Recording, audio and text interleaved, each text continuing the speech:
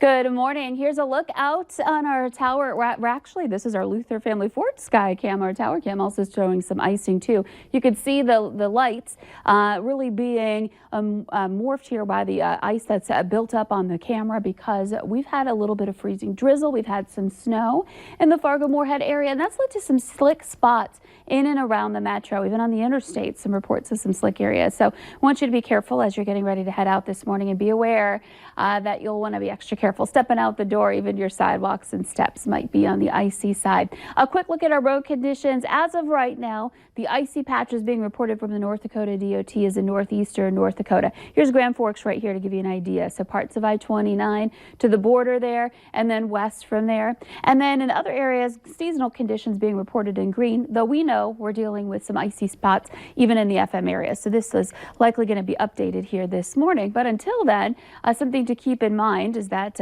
anywhere you are in the valley, on the Minnesota side too, we're looking at the potential for some icy conditions impacting us here in the region. So again, a look at that map. Things are looking pretty icy up in the northeast, especially as we are starting off our day today. So we'll be keeping an eye on this throughout the morning as we continue through our day. And we do have more precipitation building in as we work our way through the morning hours. We've had some redevelop after some snow and freezing drizzle moved through last night. Here's a look at the radar. You can see it's right over Grand Forks and then south from there toward Traill County. There are also some areas of snow in northeastern North Dakota. It's quieting down for the moment in Minnesota, but this is moving eastward. And then north of the border, a lot of this has lifted to the north and east, though around Lake of the Woods, we could still be seeing some of that precipitation. Now, this is the radar detecting snow in blue here. However, we know we've seen that freezing drizzle this morning, so we know that's out there, and potentially we could have some of that mixed in with the snow that the radar is indicating. Grand Forks seeing that, and then stretching down into northern parts of Cass County, eastern Trail, and now crossing over the Red River into Polk County. So Crookston, Ada, you're going to see this move toward you, and then back over toward Crookston, some more snow there.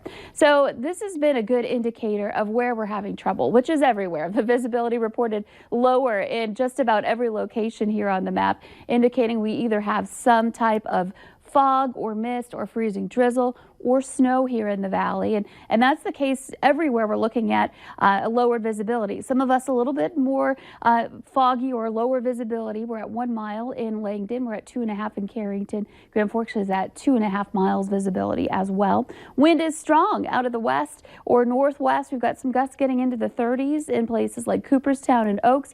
Not so bad over to the east at the moment. You'll see your winds pick up as this system continues to swing through.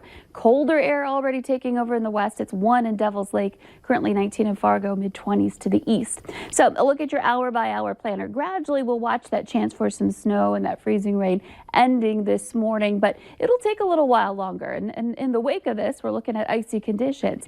Heading into the noon hour, notice our temperatures aren't rising much or not at all in some instances.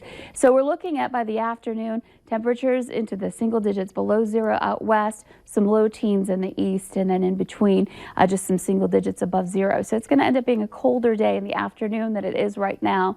And then heading into tonight, we'll watch those temperatures dip initially, then more clouds build in, and our next chance for snow builds in overnight and into the morning hours on Wednesday. So another tough morning commute tomorrow, and this one may feature more widespread snow that does start to add up as we continue through the day on Wednesday, or morning hours, I should say. By noon, we're watching this start to depart.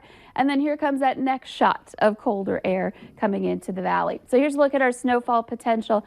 It's not a huge snow event, but it's also not a one that's going to be seeing some light snow either in the southern valley. We could see 3, 4, maybe even 5 inches of snow in some pockets, and then dropping off from there as you head northward. And then another event on Friday after that cold shot on Thursday. So it's up and down temperature wise, mostly down, and we're looking at that snow chance again tonight, and then another one that could produce some more significant snow on Friday. But really some weather to be aware of for the next week. That's for sure. I mean, even today we don't have a lot going on showing up on the radar, but even that thin little coating makes a huge difference for that track. Exactly. Thank you, Lisa.